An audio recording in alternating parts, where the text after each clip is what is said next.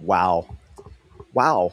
I'm not really sure where to go with this. It's something I was thinking about doing. I got Evelyn, who I mentioned in a video recently, actually uh, messaged me on X about the same time I was going through all this stuff and was like, yeah, I got to talk about this because it's just so bizarre what the Indiana Fever are doing. It's obvious why they're doing it, but it's a little bizarre and creepy. And no organization in the history of sports has done something like this. And I think it is going to backfire unless this team starts absolutely on fire, in which Caitlin Clark is a huge, huge reason for that, being Caitlin Clark and playing the way she can play and shooting the logo threes and throwing the full court passes.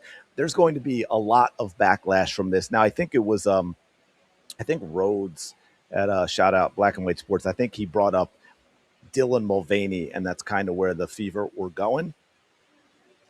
But I've got to say, I actually think it's worse than that, which we will get to in a minute. Welcome back. Thank you for being here. Appreciate all of your support. Of course, shout out to the 19. Thank you to all of you who continue to check out the videos, who like, who comment, who subscribe and interact. I truly, truly do appreciate it. I think someone, oh man, I can't remember her name off the top of my head. Someone sent me a super thanks in the comments for that one thumbnail that I did the other day.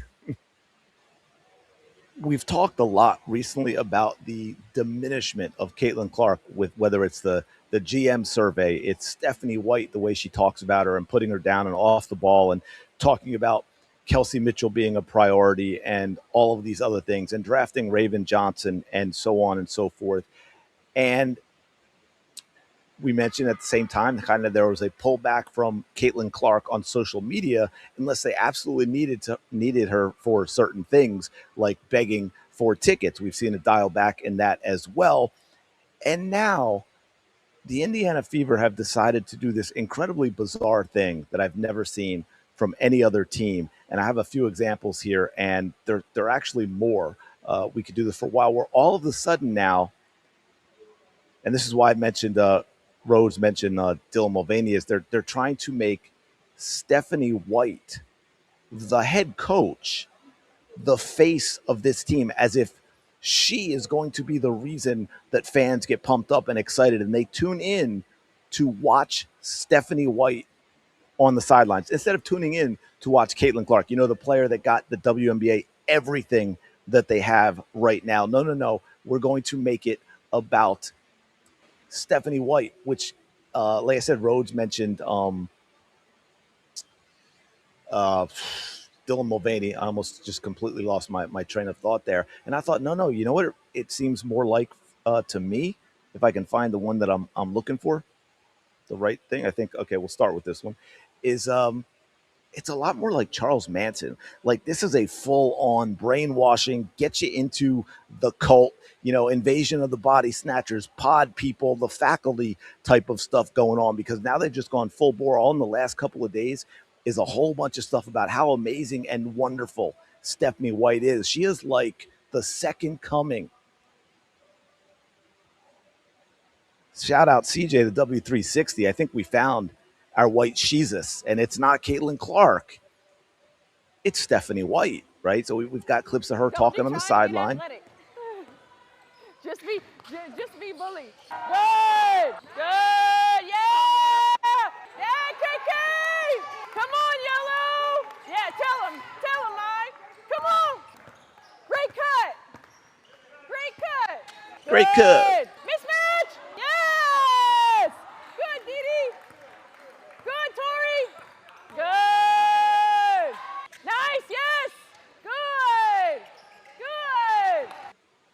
I'm not sure. Now we know, although I'm not sure why we needed to know. I'm not sure that's something they had to put on their socials. And it just hit me and listened to her in the great cut and said, do you think if Cece adapts what apparently all the white women in the WNBA do with that affectation with their voice, do you think if she does that, they'll ease up on her a little bit if she starts sounding a different way? Of course, we had this not that long ago as well. For her, just to be the great woman and role model she was and is for us on a daily basis. She treats us, yes, like basketball players. We want to win at a very high level. and she wants greatness for us, but also she just cares for us as human beings. And so when you have a coach who really pours into your personal life and truly loves you for you, I just think that speaks volumes, especially at this level. When you have a coach who pours into your personal life, you have a coach who has crossed a line and needs to learn about boundaries. And by the way, I don't know, maybe it's just me, but leaving your husband for another woman, not a great role model. FYI, just for the people that'll screech and scream, leaving your husband for another man also doesn't seem like a great role model. But I don't know, maybe I'm missing something. Maybe I'm old fashioned in that way. Maybe I was raised a little differently, because then, boom, right after that, we got a whole lot more of the same.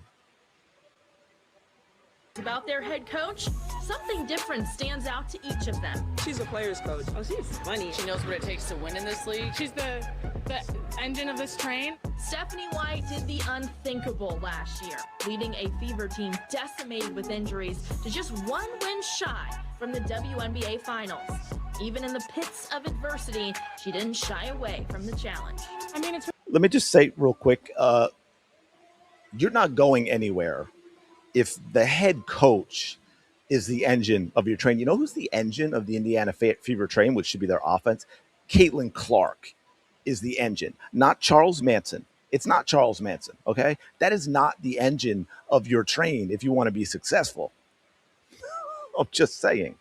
Really hard coaching a new group of girls basically every other week. So I think for her, we were just really lucky that she came in every single day with a plan. She just spoke life into us. We all had confidence because of what she believed in us. We know that we got. She spoke life into us.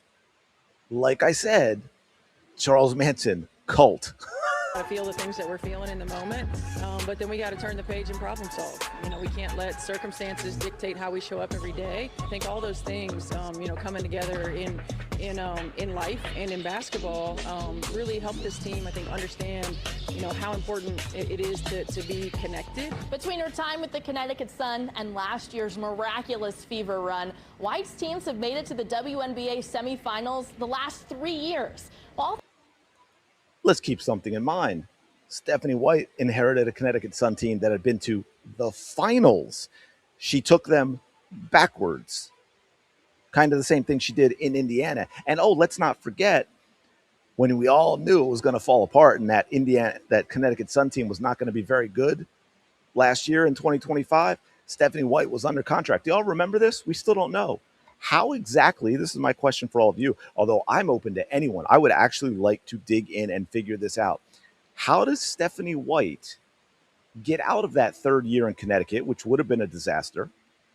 It was a disaster, and it wouldn't have changed if she was the coach, and then somehow miraculously end up as the Indiana Fever coach and in control of Caitlin Clark? Does anyone know?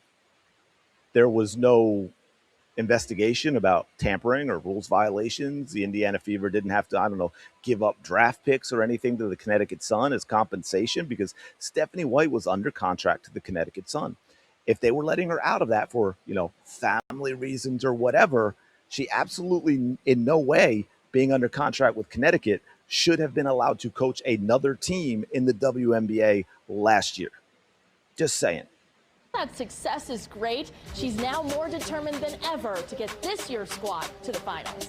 Very hungry, very hungry. But certainly, we know, and I know I've been in this league long enough to know that it doesn't happen now. That we've got to take it one day at a time. I think I'm competitive. I'm fiery. I think I'm flexible, more so than I was as a young head coach. But look, I want to compete. I want to win. I want to put our team in position to win. Just to be the great.